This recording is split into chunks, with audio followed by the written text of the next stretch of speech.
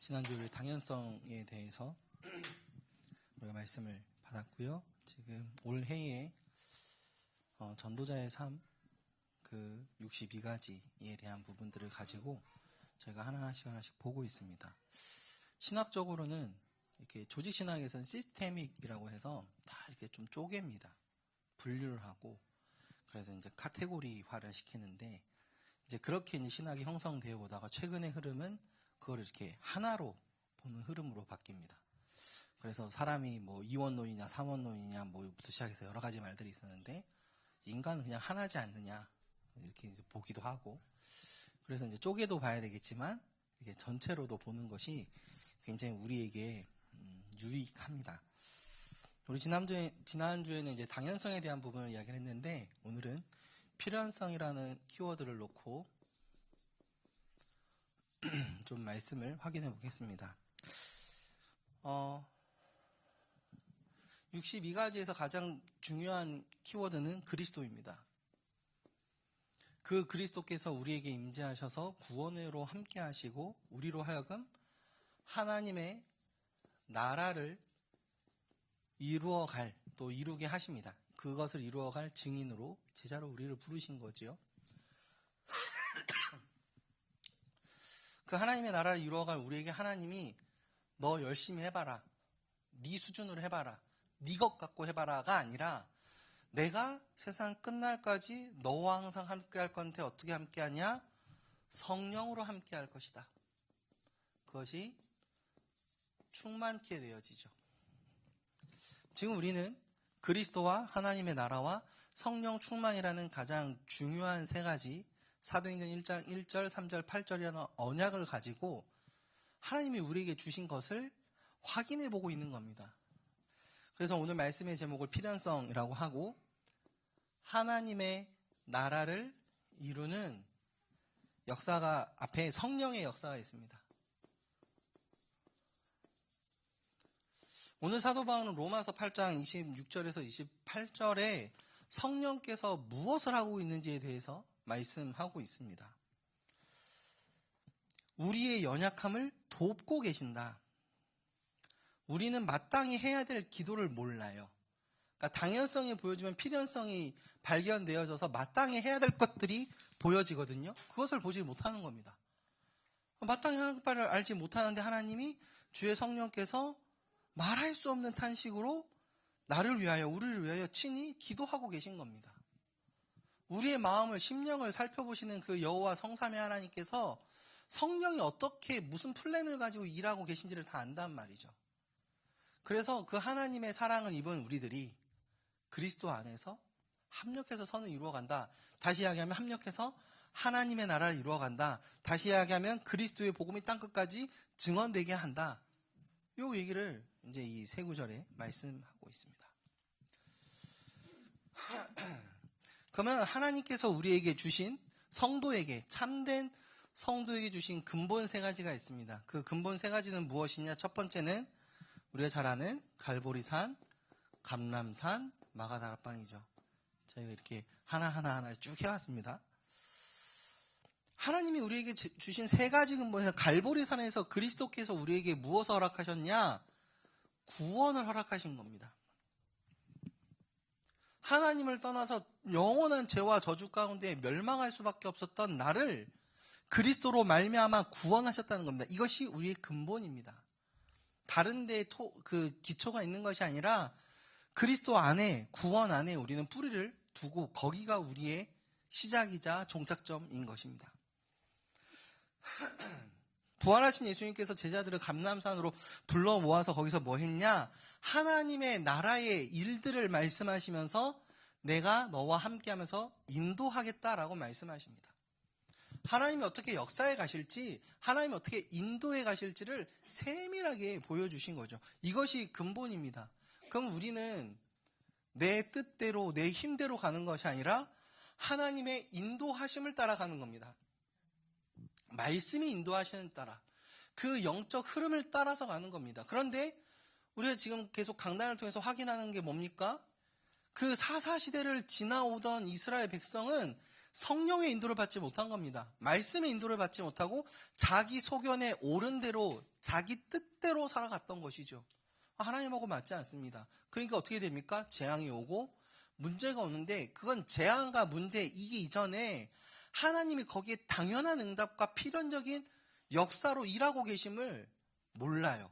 그러니까 어떻게 하냐? 재앙 만나면 아이고 애통하고 부르짖고, 그러면 하나님이 떼쓰는 이스라엘을 위해서 사사를 세우시고 그럼 회복시켜 주시고, 회복되면 하하 할렐루야 하다가 또 점점점 자기 소견대로 하면서 우상 가까이 가고, 이게 이스라엘의 역사였습니다. 그 역사를 우리도 동일하게 가져가야 되겠습니까? 그리스도 안에서 우리는 완전히 끝난 겁니다. 구원받았다는 건 완전히 끝난 거죠. 이제 더 이상 그 역사를 반복하지 말라는 겁니다. 이스라엘 백성은 300년, 400년 동안 그 역사를 계속 반복했습니다. 그런데 그 역사의 흐름을 깬 사람이 사무엘이고 다윗입니다. 그 이후에 솔로몬 때부터 다시 그 사사시대의 역사로 돌아갑니다. 자기 소견에, 그 왕들이 자기 소견에 옳은 대로 막 가요. 그러니 선지자들이 계속 일어나서 그 길 아니다 이야기를 하는 겁니다. 결국에는 나라가 망하고 전 세계로 팔려가고 바벨론에 70년 갔다가 돌아오지 않습니까? 그런 이후에 예수님이 오신 겁니다. 700년 이후에 또 예수님이 오신 거예요. 예수님이 십자가에서 죽으셨다는 사건은 더 이상 그 과거의 사사시대의 그 멸망의 사이클 반복할 이유가 없다는 겁니다. 그런데 역사는 신기하죠. 또 반복됩니다. 교회들이 또 타락하기 시작을 해요. 중세시대로 쭉 흘러들어가잖아요. 하나님이 마틴 루터와 그 개혁자들을 통해서 다시금 회복시키셨습니다. 이 시대에 우리는 그 회복의 은혜, 그 개혁의 은혜 가운데 있는 것입니다. 더 이상 우리는 돌아갈 이유가 없습니다. 구원이 우리에게 종지부를 찍어버린 거죠.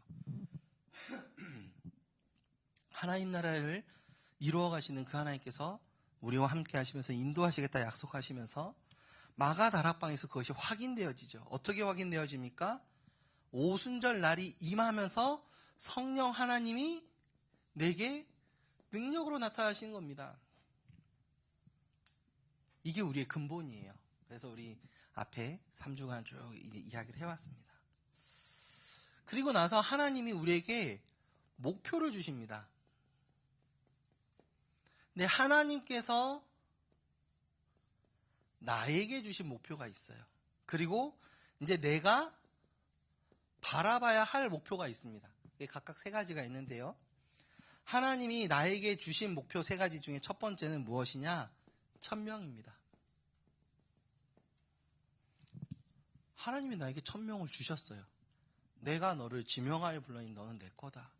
너를 통해서 구원의 역사를 이루겠다. 제가 뭔데요? 내가 무엇을 가지고 있는데요? 그러니까 예레미야가 이야기하는 내가 무엇이 간데?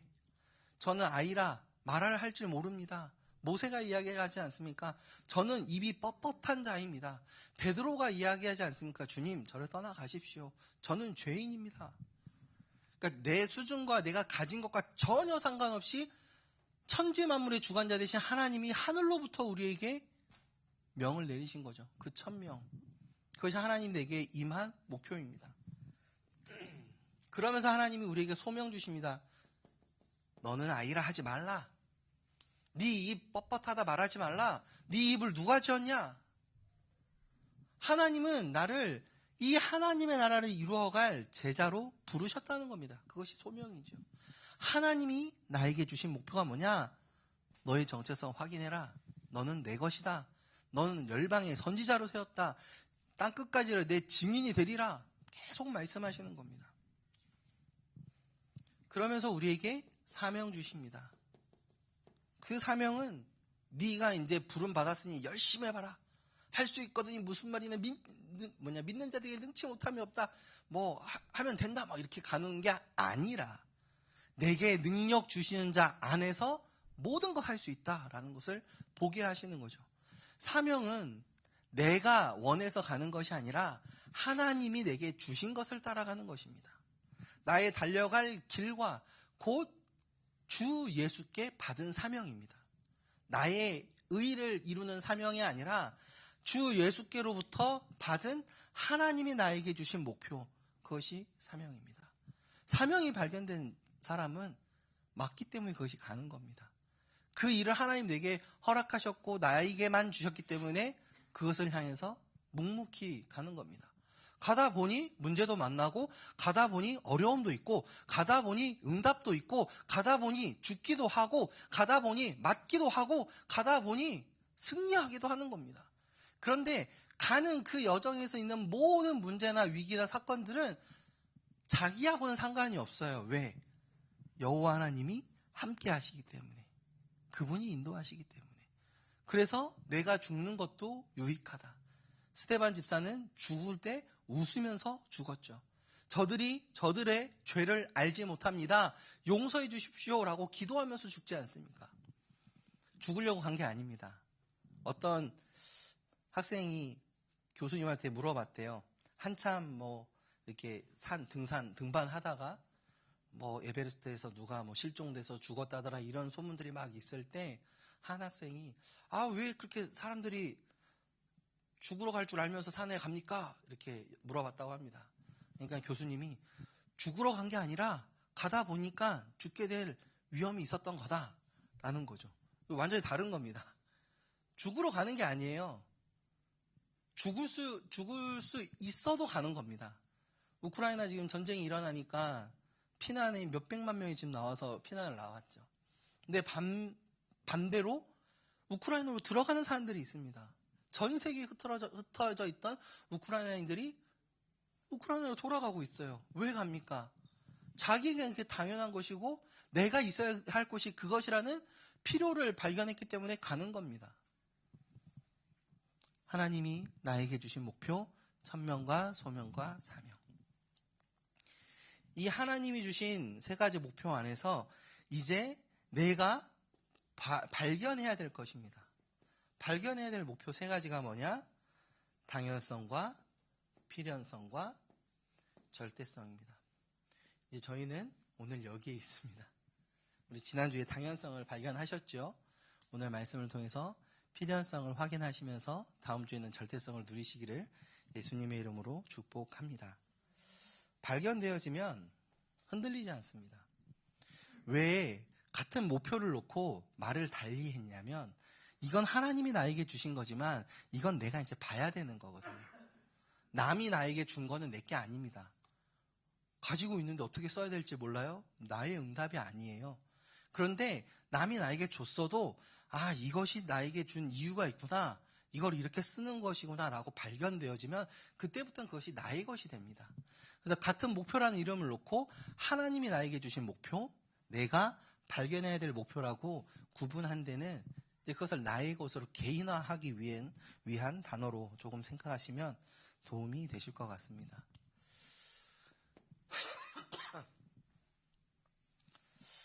당연성에서 가장 중요한 키는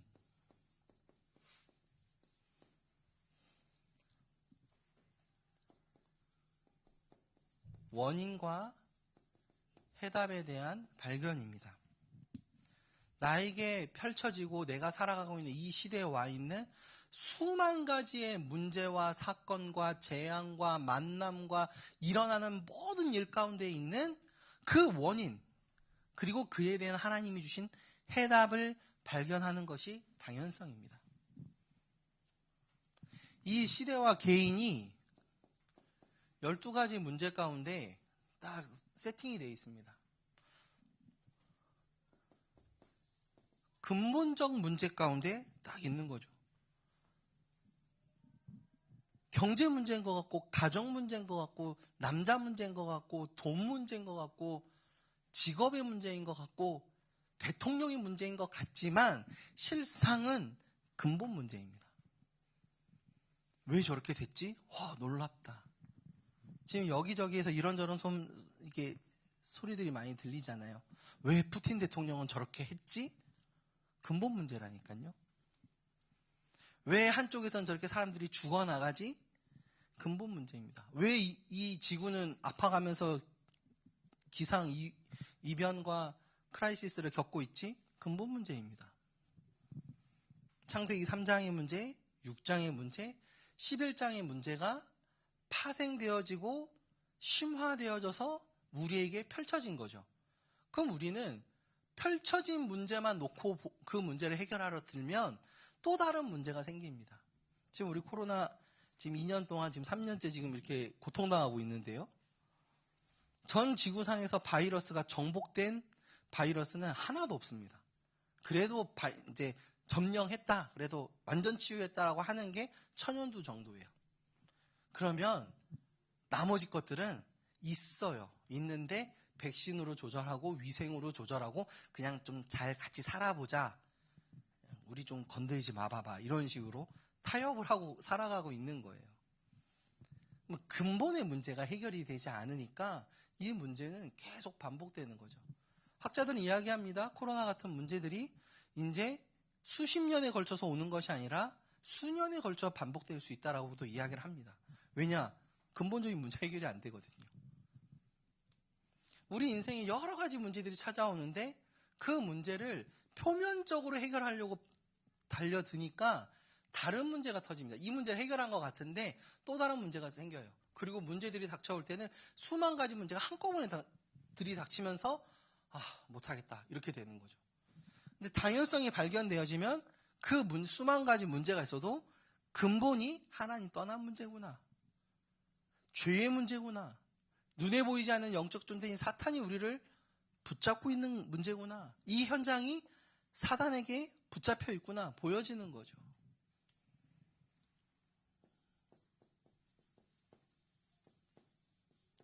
열두 가지 문제가 이 근본의 문제가 실체적으로 펼쳐지는 것이 사도행전 13장, 16장, 19장의 문제였죠. 이제 한 사람 개인이요. 하나님을 만나지 못하니까 다른 하나님을 섬겨야 돼요. 이스라엘 백성이 여호와 하나님만으로 만족되어지지 않으니 바알들도 필요하고 아스다롯도 필요하고 다곤도 필요하고 만몬신도 섬겨야 되고 섬겨야 될 신들이 너무 많은 겁니다. 실체적인 하나님을 떠난 인간은요. 우상이 실체화되는 겁니다. 그러니까 복음 가지고 언약궤 가지고 있는데도 그것이 주술화되어지고 우상화되어지죠. 왜요? 그들의 근본이 하나님을 떠나 있거든요. 그러니까 사도행전 13장, 16장, 19장에 사람들이 우상 숭배했다 이게 문제가 아니에요. 그들의 영혼이 이미 하나님을 떠났습니다. 그 문화가 하나님하고 상관이 없습니다. 그들의 모든 삶의 경영함이 하나님과 관계가 없습니다. 그러다 보니까 계속 가는 거죠. 그것이 개인화되어져서 개인화된 저주로 6가지 불신자 상태로 영적인 문제, 정신 문제, 가족, 육신의 문제, 자녀의 문제, 후대의 문제, 죽음의 문제 다 모든 인생 전체가 문제 가운데 살아가는 겁니다. 그런데 그 가운데 살아가고 있는데 아무런 이상이 없어요. 그냥 잘 살아요. 왜냐면 배만 땄으면 되거든요. 그냥 이쁜 옷만 입고 있으면 돼요. 그냥 집만 있으면 됩니다. 의식주 문제 해결이 되면 그냥 삽니다. 그러니까 이 안에서 인생이 세팅이 돼서 살아가다 보니까 이 안에 있는데 불편하지가 않는 거예요. 태어날 때부터 눈 뜰 때부터 그랬어요. 그러다가 여호와의 그리스도의 그 생명의 빛이 딱 비춰지면 싫죠.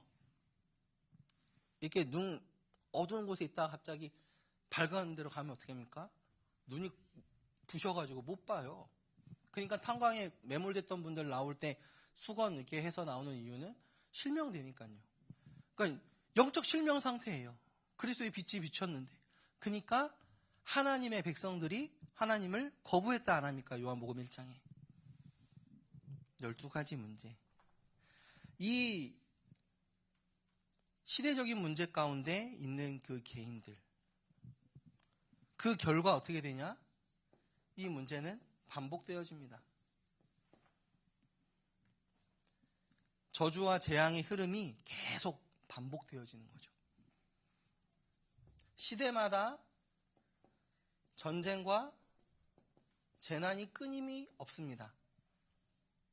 지구는 단 하루도 조용한 날이 없었습니다. 역사 이래로 지구 전체를 놓고 보면 단 하루도 전쟁하지 않고 조용히 지나간 날이 없어요. 이쪽에서 조금 시끌시끌하면 정리되면 저쪽에서 시끌시끌하고 지구 역사상에 단 하루도 그런 적이 없죠. 계속 반복되어집니다. 앞으로 주님 오시는 그날까지 반복될 겁니다. 주님이 그렇게 말씀하셨거든요. 말세에 고통하는 때가 이르고 말세의 처처에서 기근과 전쟁의 소문들이 계속 들릴 것이다 라고 직접 말씀하셨습니다. 이 개인에게도 이 문제가 계속 반복되어지죠. 나에게만 있는 문제인 줄 아는데 이게 부모님한테도 있었고 할머니 할아버지한테도 있었어요. 그런데 그 문제가 나한테서만 끝났으면 좋겠는데 내 자녀에게도 내려가고 내 손주한테도 내려가요. 계속 반복되어집니다. 가정과 가문과 후대들에게 계속 하는 거죠. 그럼 이러한 상황 속에서 보는 당연성은 뭐냐? 한마디로 올 게 왔구나. 문제가 터진 게 아니라 오래전부터 세팅되어졌던 게 이제 나타난 바 되었구나. 올 게 왔구나라는 걸 발견하는 것이 당연성입니다. 그렇기 때문에 우리에게 필요한 이 복음은 유일한 해답입니다.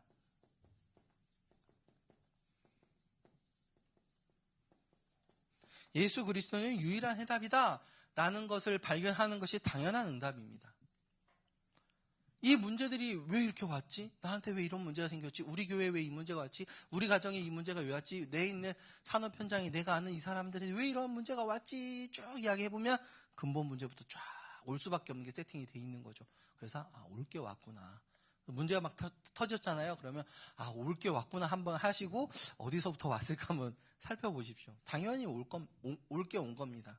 그러면 올 게 왔으니까 그냥 손 놓고 있는 것이 아니라 그 문제에도 유일한 해답은 그리스도다라는 것을 발견하는 겁니다. 그것을 적용하는 겁니다. 확인하는 겁니다. 아멘. 목사님 말씀에 아멘. 하나님 그렇게 말씀하셨으니까 아멘 하고 가는 것도 맞지만 그 문제가 내 인생에는 어떻게 와져 있냐? 그렇다면 그 그리스도는 내가 가진 이 문제에 진짜 그리스도로서 해결자가 맞고 해답이 맞느냐? 우리가 확인을 해야죠. 확인을 하셔야 증인입니다. 하나님 이걸 나에게 주신 이 천명, 소명, 사명이 내가 발견하는 것이 목표잖아요. 여러분들 발견하시기를 축복합니다. 그래서 그리스도를 충만하게 누리세요. 그리스도를 묵상하십시오. 그리스도께서 나를 사랑하시고 구원하셨다. 그것을 계속 묵상하시는 가운데 내게 있어왔던 창세기 3장의 문제 나는 이렇게 왔구나. 올 것이 왔던 것이구나. 그 문제에도 그리스도는 해답이시구나. 그리스도만이 해답이시구나. 이것이 여러분들에게 발견되어지시면 여러분들이 증인으로서의 응답을 누리는 것입니다. 오늘 필연성 이야기하는데 당연성만 이야기하다가 필연성은 두 가지 차원에서 좀 보도록 하겠습니다. 첫 번째는 이 필연성이 발견되어집니다. 당연성이라는 부분들이 여러분들이 확인되어지면 내가 해야 할 일들이 보여지는 겁니다. 발견되어지는 거예요. 필연성. 하나님 나에게 요구하시는 것이 이거구나. 제가 연구원 다닐 때 그 예원교회 비서실장 목사님하고 집이 같았어요. 안산에서 이렇게 통학을 했었는데 가끔 한 번씩 그분하고 이제 그분 차 이제 얻어 타고 간 적이 있었거든요. 저보다 나이가 한참 좀 위시니까 신전도사 이러면서 이런저런 얘기 하시다가 성령인도회가 먼 것 같아? 이런 얘기를 한번 하셨어요. 그래서 네, 이마하죠 했더니만 본인 이야기를 하시면서 그런 얘기를 하시는 거예요. 본인이 이제 그 어르신 목사님을 모시고 다니다 보면 사람들이 전혀 그 스태프들이 전혀 보지 못하고 아무도 챙기지 않는 부분들이 자기는 보인대요. 보일 때가 있대요. 그래서 이거를 말해주자니 참견하는 것 같고 말을 안 하자니 좀 거시기 하고 해서 어쩔 땐 말을 해주기도 하고 안 하기도 하는데 말을 안 하면 꼭 거기에 이제 사고나 문제가 생기더라는 거죠. 그래서 하루는 하나님 왜 나에게 이걸 보게 하십니까? 라는 기도를 하셨다고 하더라고요. 그러면서 하나님 하신 말씀이 그거 네가 하라고 보여준 거야. 그래서 그날 이후로는 이제 전 목사님이 나에게 보게 하신 거는 나에게 주신 거구나. 그게 발견되어져서 그걸 자기가 처리를 했다. 그런 말씀을 하시더라고요. 그러면서 그게 성령 인도인 것 같아. 여러 가지로 표현이 가능하겠죠. 성령 인도에 대해서. 근데 저는 그 이야기를 들었을 때 굉장히 큰 인사이트가 왔어요. 우리 교회에 있다 보면 이건 왜 이러고 저건 저러고 막 이런단 말이죠. 근데 하나님이 그걸 보게 하신 거는 성령 인도를 나에게 주신 겁니다. 감당하는 거죠. 감당하고 혼자 하기 그러면 제자를 찾아내시고 같이 하고 그러면서 그 응답들을 누려가는 겁니다.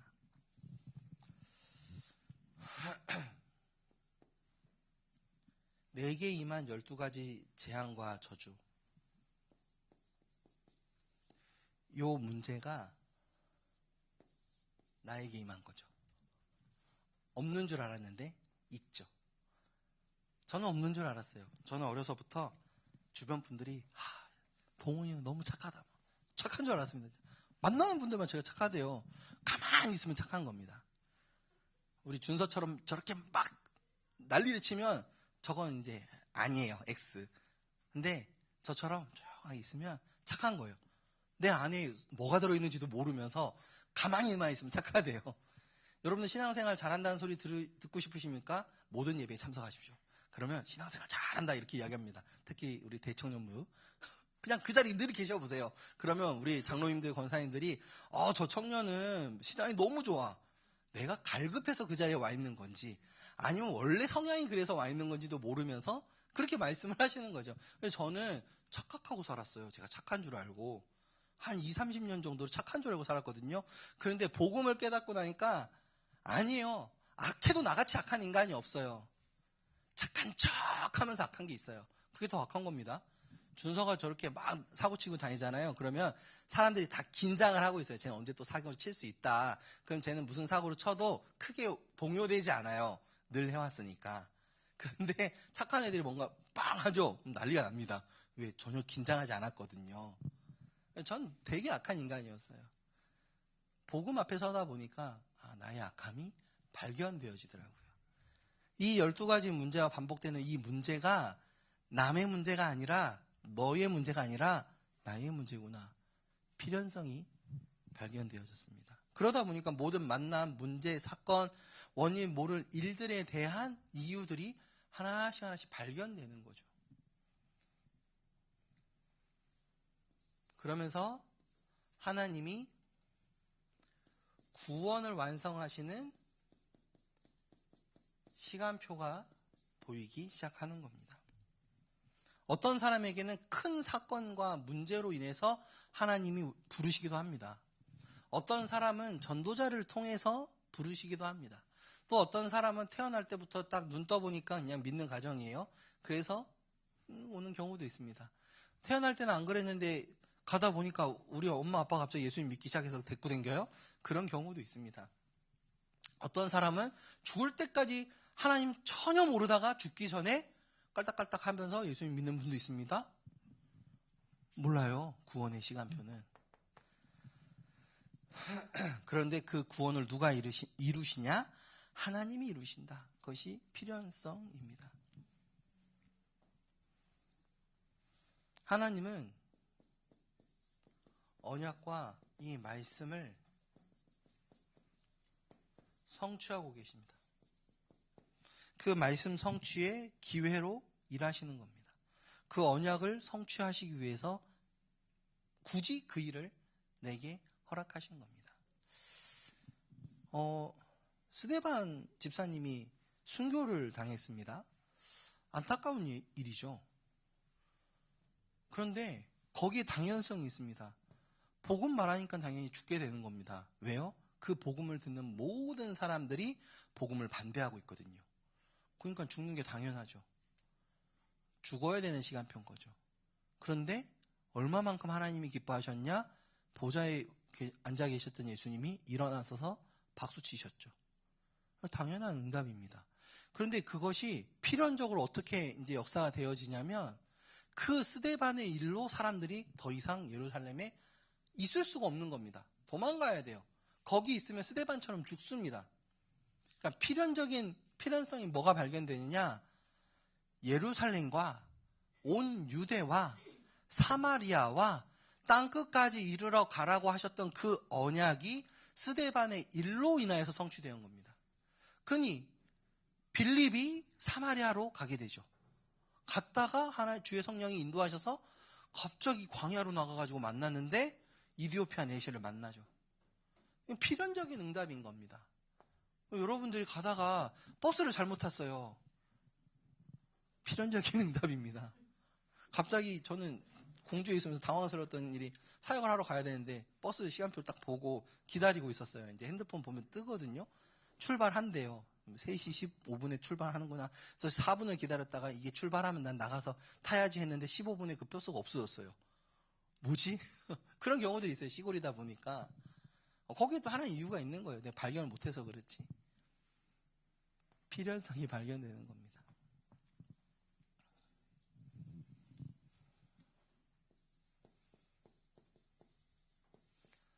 언약과 말씀을 이루실 뿐만 아니라 구원을 성취하는 기회이기도 합니다.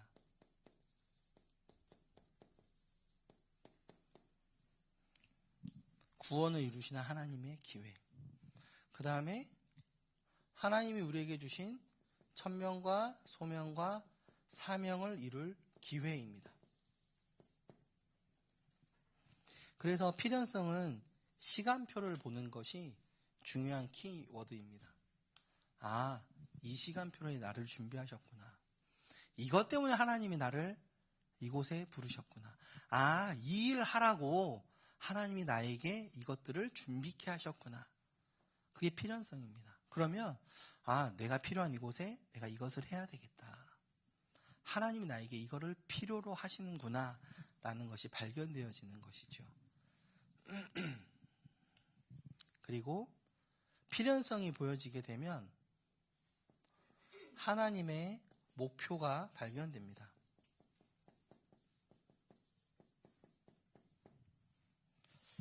하나님이 이 시간표를 쭉 이끌어가서 무엇하기 원하시는지가 보여지는 거죠. 예를 들면 아까 이디오피아 넷이 만났지 않습니까? 빌립 집사 입장에서는 갑자기 성령께서 야 일어나, 예 따라와, 예 그래가지고 막 끌려간 거예요. 이유도 모르고. 왜 그러시는데요? 그것도 없어요. 가세요. 가가지고 딱 갔더니만 저기서 마차가 막 오는 거죠. 거기 또 따라가래요. 연락이 뛰어가서 보니까 이디오피아 넷이에요. 아, 예 하면서 뭐 하고 있니? 하면서 이사야 성경에 읽고 있죠. 알아? Do you understand? 하는 거죠. 잘 모르겠는데요. 그래서 설명을 쭉 하죠. 복음을 단순히 한 번 전했다가 아니라 하나님의 그 사건 하나를 통해서 목표가 뭐냐? 이디오피아와 전 아프리카 복음화를 위한 하나님의 목표가 있었어요. 그것 때문에 하나님 빌립 집사를 깨워서 달려가게 한 거죠. 그것이 빌립 집사가 발견되어지는 겁니다. 아나니아가 다메섹에서 제자로 있는데 갑자기 하나님 말씀하십니다. 야 일어나. 왜요? 저기 다메섹 직가라는 동네에 가면 내가 준비한 그 사람이 있어. 가서 복음 전해줘. 누군데요? 사울이야. 잠시만요. 그가 우리 형제들을 죽이려 온 건데요. 괜찮아. 가봐. 가는 겁니다. 가보니까 세계복음화에 준비된 제자임을 발견하게 되는 거죠. 우리는 수많은 문제들을 당하게 되는데 그것의 당연성이 발견되어지지 않으면 하나님의 목표인 필연성이 발견이 되어지지 않습니다. 그런데 당연성을 쭉 따라서 인도받고 말씀의 흐름을 따라서 가다 보면 아, 하나님 나에게 이것을 하게 하신 목표가 있구나. 나중에 인정하게 되는 거죠. 이것을 좀 빨리 보면 힘든 거를 좀 잘 견딜 수 있습니다. 이제 힘들면서 가냐 즐기면서 가냐 이 둘 중 하나거든요. 군대 가면은 야 눈 감아봐. 눈 감으면 이게 너의 군생활이야. 막 그래요. 안 보이지? 이러면서 2년이 어떻게 할지 모르겠어요. 막 이러면서 가거든요. 또 어떤 조교는 그렇게 이야기를 합니다. 야 피할 수 없으니까 즐겨라 하면서 막. 이유 없이 가는 거거든요. 근데 이유가 발견되어지면 이유가 발견된 사람은 죽는다고 해도 그 길을 가는 겁니다. 하나님의 계획이 발견되어지는 우리 생명빛 가족들 되기를 축복합니다. 그 하나님의 목표에는 방향이 있습니다. 그걸 보고 이정표라고 하죠. 우크라이나에서 전쟁 터지니까 이번에 시민들한테 부탁했던 거죠. 당신네들이 할 수 없다면 길가에 있는 표지판 다 떼라. 러시아가 와가지고 어느 동네인지 못 알아보게 다 떼라. 이정표가 안 보이면요, 막막합니다. 내가 어디 있는지 몰라요. GPS상에서 여기가 맞나 싶어요. 아무리 내비게이션이 나를 인도하고 있어도 이 길이 맞나 불안하면서 가야 돼요. 그런데 필연성의 응답 속에 있다 보면 하나님의 이정표가 보이는 거죠. 아, 이래서 하나님 나를 이곳으로 인도하셨구나. 이래서 하나님이 나를 이곳에 이 사람을 만나게 하셨구나. 아, 이래서 하나님이 나에게 이 직업을 갖게 하셨구나. 하나님이 그래서 나에게 이 취미까지도 갖게 하시는구나.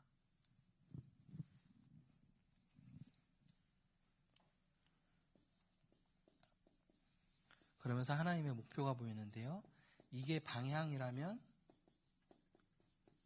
이거는 종착점입니다.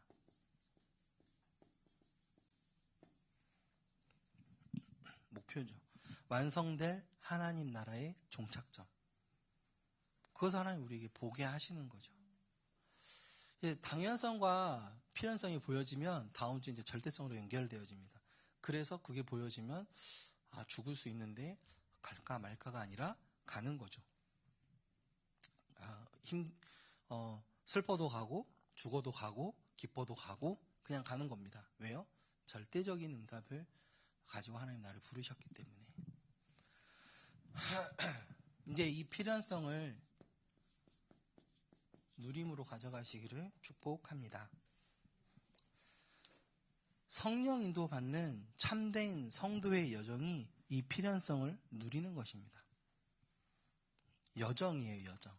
그 문제가 주님 오시는 날까지 계속 있는 게 아니라, 주님 오신 이후에도 계속 있는 게 아니라 지나가는 거예요. 솔로몬이 그랬다고 하죠. 이 또한 다 지나가리라.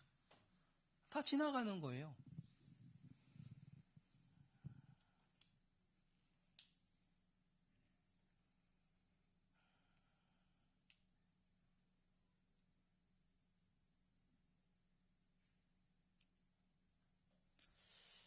주여. 아멘. 다 지나가는 겁니다. 이 또한. 주여 아버지. 제가 정리를 했는데 그 부분이 수정이 안 돼 있네요. 아멘. 그래서 이 여정을 누리시기를 축복합니다. 모르겠어요. 기억이 안 나요. 네, 거의 이유가 있는 것 같습니다. 우리 더 이상 필요치 않다. 쓸데없는 얘기 하지 말라. 라고 하나님 말씀하신 걸로 알고 결론을 하겠습니다. 제 지난번 했던 메시지에다가 그냥 수정을 한 거거든요. 그게 그대로 있네요. 그 칸만. 주여 아버지. 자, 필연성의 결론은 하나님의 이유가 발견되는 겁니다. 이유가 발견 안 되면 되게 답답해요. 헌신을 하고 있는데 맞나? 이런 생각도 들고요. 내가 하는 봉사가, 내가 하고 있는 이 일이, 이 방향이 맞나? 이래요. 그럼 어떻게 되냐면 갈등을 하죠. 그곳에서. 분명히 응답은 되고 내가 응답의 여정을 가고 있는데 갈등하면서 가는 겁니다.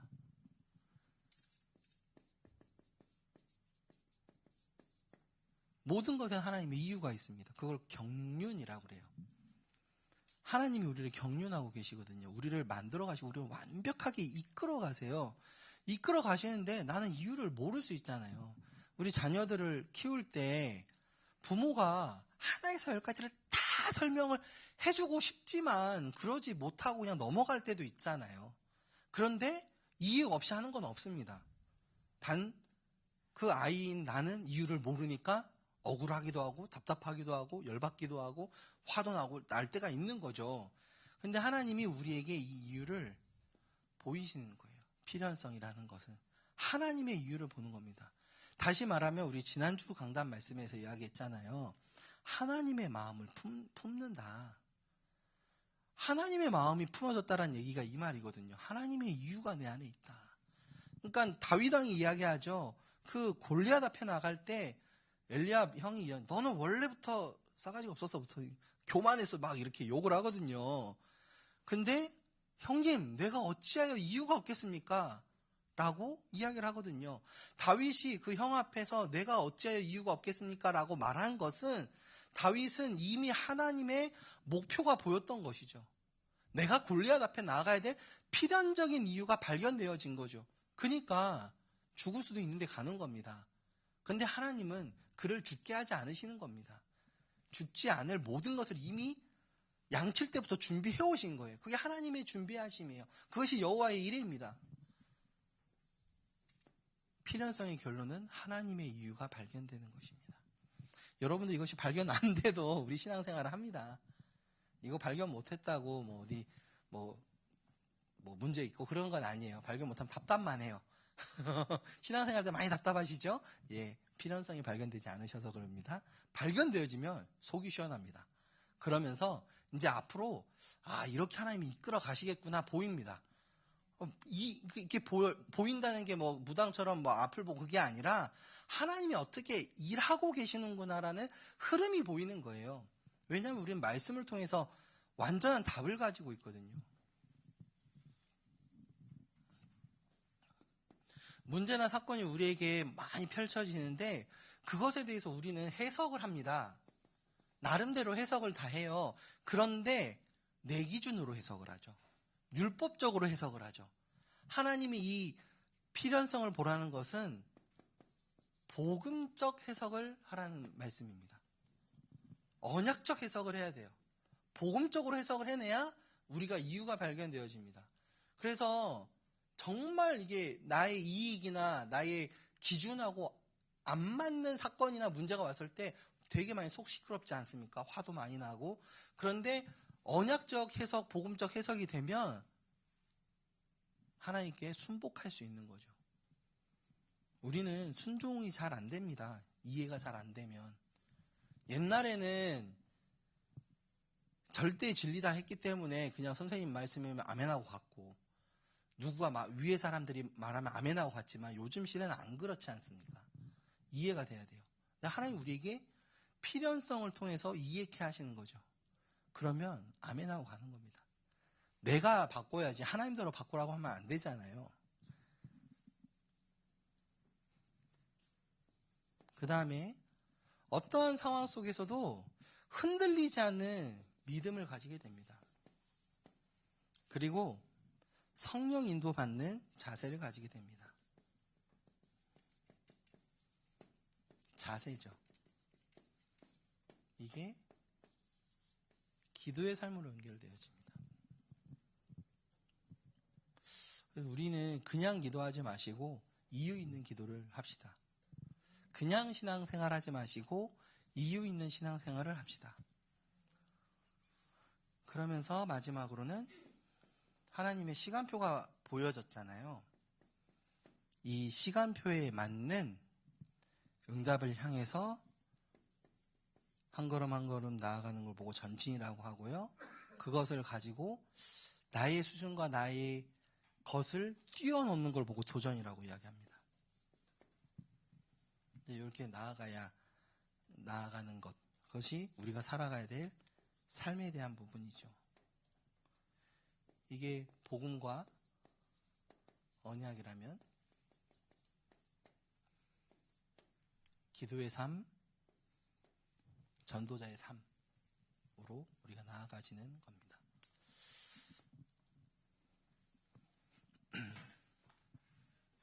여러분들을 축복합니다. 또 축하드립니다. 여러분들은 하나님 나라를 이룰 그리스도의 제자입니다. 맞나요? 네, 맞습니다. 맞나? 아리송하십니까? 발견하시기를 바랍니다. 하나님이 이 일 때문에 나를 준비하셨고 이 언약을 이루어갈 증인으로 나를 선택하여 부르셨다. 예레미야를 불러서 열방의 선지자로 세우셨고요. 모세를 세우셔서 출애굽의 증인으로 세우셨습니다. 초대교회를 불러서 로마 복음화, 세계 복음화의 증인으로 세우셨습니다. 237 나라 5천 종족을 살리기 위하여 우리 생명빛 가족들을 부르셨습니다. 그 일을 이루기 위하여 하나님이 오늘 나를 세우셨습니다. 그 안에서 우리가 걸어가는 그 여정 가운데 있는 모든 만남, 사건, 일들은 아무것도 아닙니다. 하나님의 분명한 이유 가운데서 지나가는 문제들입니다. 그 문제에 매이지 마시고 한 걸음씩 나아가시고 도전하여서 전도자의 여정을 완성해가는 우리 공동체 되길 예수님의 이름으로 축복합니다.